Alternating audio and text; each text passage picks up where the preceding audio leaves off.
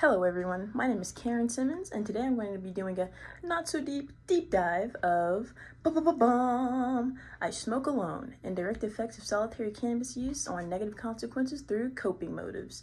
A research article by Sarah Oakey, Jack Waddell, and William Corbin. In their research, they were investigating how consuming cannabis in solitary conditions can have more consequences than others. Taking a sample of 387 college students, they surveyed them about their frequency of cannabis consumption, whether they consumed alone more often or with friends more often, their motives for cannabis use, and negative consequences of cannabis use, using an adapted version of the Marijuana Consequences Questionnaire. The results found that cannabis use in solitary contexts provided a greater amount of negative consequences.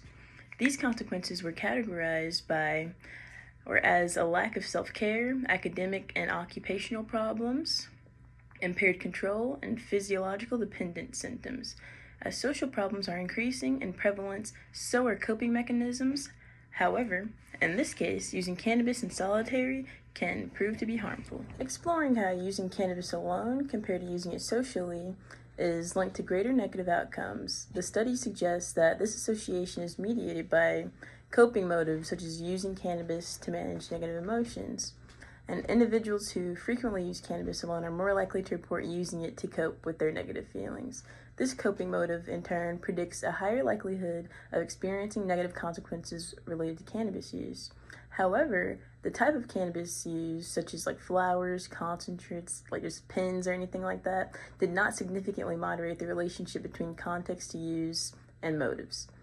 Despite concentrate users reporting more frequent solitary use and greater consequences, cannabis type did not alter the impact of solitary use on coping motives and subsequent negative outcomes. Now, sadly, in conclusion, the findings suggest that interventions aiming to reduce solitary cannabis use, especially when driven by coping motives, may be effective in mitigating negative consequences associated with cannabis use.